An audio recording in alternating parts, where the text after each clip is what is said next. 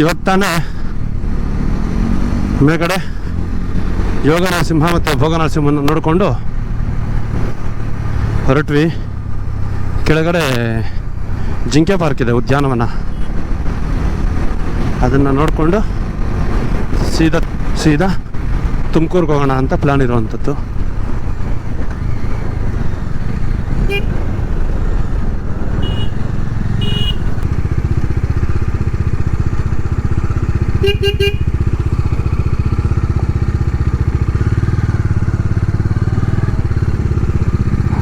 ಅದೇ view point.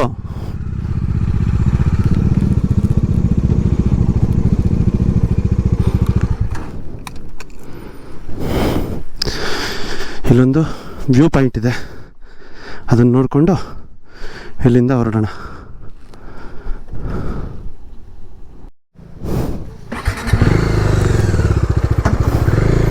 ಇಲ್ಲಿ ಒಂದು ವ್ಯೂ ಪಾಯಿಂಟ್ ಇತ್ತು, ಸಖತ್ತಾಗಿದೆ ವ್ಯೂ ಪಾಯಿಂಟ್ ಮಾತ್ರ.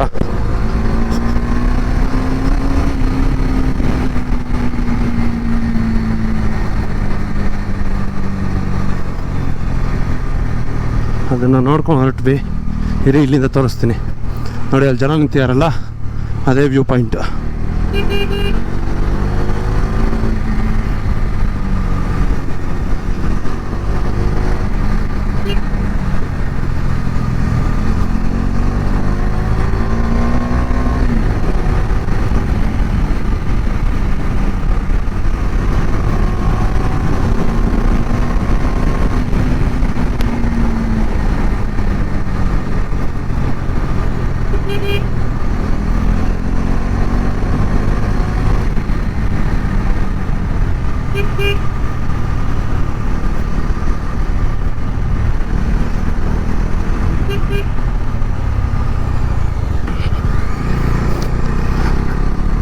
ಬಟ್ ಸೀರಿಯಸ್ಲಿ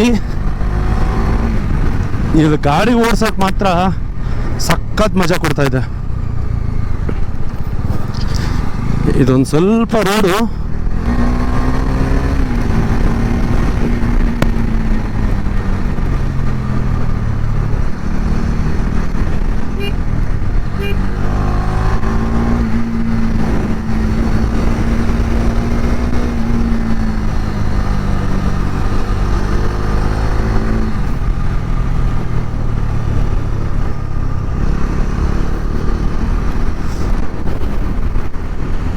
ಅಲ್ಲೊಂದು ಸ್ವಲ್ಪ ರೋಡ್ ಕಟ್ ಮಾಡಿದ್ದಾರೆ. ಬಟ್ ಅದು ಬಿಟ್ರೆ ನೋಡಿ ಇಲ್ಲಿ ಏನು ಸಕ್ಕತ್ತಾಗಿದೆ ಗೊತ್ತಾ.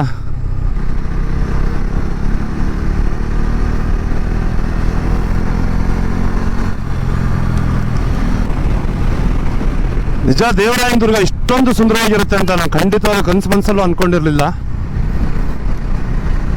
ತುಂಬ ಸುಂದರವಾಗಿದೆ ದೇವಸ್ಥಾನ ಮಾತ್ರ. ಎಲ್ಲರೂ ಒಂದ್ಸತಿ ಬನ್ನಿ. ಎಷ್ಟು ಸ್ವಚ್ಛವಾಗಿ ಬರ್ತಿರೋ ಅಷ್ಟೇ ಸ್ವಚ್ಛವಾಗಿ ಈ ಜಾಗನೂ ಅಷ್ಟೇ ಸ್ವಚ್ಛವಾಗಿ ಇಟ್ಬಿಟ್ಟು ಹೋಗಿ. ಇಲ್ಲಿ ನಾಮದ ಚಿಲುಮೆ ಜಿಂಕೆವನ ಹೊರಟು ಬರೋಣ.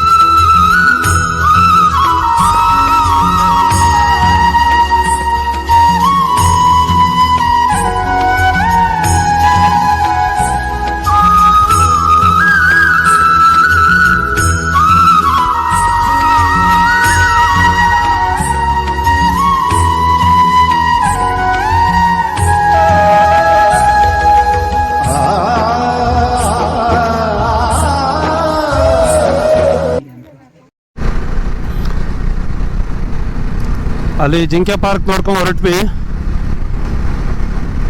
ಅಲ್ಲಿ ಜಿಂಕೆ ಉದ್ಯಾನವನ ಒಂದು ಮತ್ತು ರಾಮಚಿಲುಮೆ ಅಂತಂದ್ಬಿಟ್ಟು ಒಂದು ಜಾಗ ಇದೆ.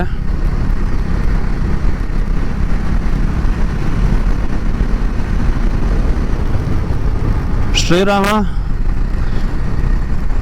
ಸೀತಾ ಮತ್ತು ಲಕ್ಷ್ಮಣ ಇವು 3 ಜನನು ವನವಾಸದಲ್ಲಿದ್ದಾಗ ಶ್ರೀರಾಮ ಅಲ್ಲಿ ಬಂಡೆ ಮೇಲೆ ಸಂಧ್ಯಾವನ್ನೆಗೆ ಅಂತ ಕೂತಾಗ ನೀರಿಲ್ಲ ಅಂಥೇಳಿ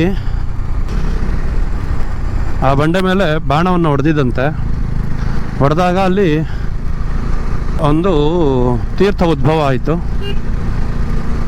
ಅಂತ ಅಲ್ಲಿ ಒಂದು ಶಾಸನ ಹಾಕಿದ್ದಾರೆ. ನೀರು ಮಾತ್ರ ತುಂಬ ಸಕ್ಕತ್ತಾಗಿತ್ತು, ನಾವು ಕುಡಿದ್ವಿ.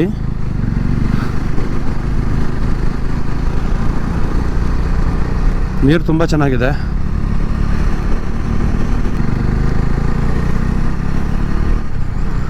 ₹20 ಟಿಕೆಟ್ ತೊಗೊತಾರೆ, ಪರವಾಗಿಲ್ಲ.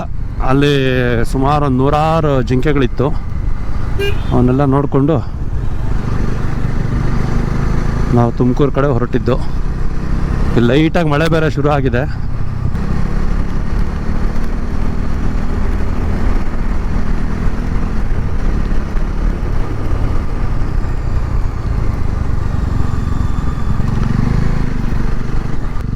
ಇಲ್ಲಿ ಮಳೆ ಬಿದ್ದಿರೋದ್ರಿಂದ ಗಾಡಿನ ಮಲಗ್ಸೋಕ್ಕೆ ಭಯ ಆಗ್ತಾ ಇದೆ. ಬಟ್ ಏನೇ ಆಗಲಿ, ಈ ರೋಡಲ್ಲಿ ಗಾಡಿ ಓಡಿಸೋ ಮಜಾನೇ ಬೇರೆ. ಇರೋ ಬರೋ ಟೆನ್ಷನ್ ಎಲ್ಲ ಮರೆತು ಈ ಥರ ತಿಂಗಳಿಗೋ 15 ದಿನಕ್ಕೋ ಒಂದ್ಸತಿ ರೈಡ್ ಬಂದರೆ ಮನಸ್ಸಿಗೊಂಥರ ನೆಮ್ಮದಿ. ನಿಜ ಫ್ಯಾಮಿಲಿ ನೋಡಬೇಕಾದಂಥ ಜಾಗ ಇದು. ಬಟ್ ಒಂದೇನು ಅಂತಂದರೆ, ಅಲ್ಲಿ ಜಾಗನ ಕ್ಲೀನಾಗಿ ಇಡೋಕ್ಕೆ ಅಲ್ಲಿನ ದೇವಸ್ಥಾನದ ಅಧಿಕಾರಿಗಳೆಲ್ಲ ಪರವಾಗಿಲ್ಲ, ಕಷ್ಟಪಟ್ಟಿದ್ದಾರೆ. ಅಲ್ಲಿಗೂ ಈ ಜನಗಳು ವಾಟರ್ ಬಾಟ್ಲನ್ನ ಎಲ್ಲಂದೆಲ್ಲ ಬಿಸಾಕಿರೋದು, ಪ್ಲಾಸ್ಟಿಕ್ನೆಸ್ದು ತುಂಬ ಗಲೀಜು ಮಾಡಿದ್ದಾರೆ. ಅದು ಯಾವಾಗ ನಮ್ಮ ಜನಕ್ಕೆ ಬುದ್ಧಿ ಬರುತ್ತೋ ಗೊತ್ತಿಲ್ಲ. ಈ ಮೊಬೈಲ್ ಹೋಲ್ಡರ್ ತೊಗೊಂಬರ್ದಿರ ನರಕ ತೋರಿಸ್ತದೆ ಮಾತ್ರ.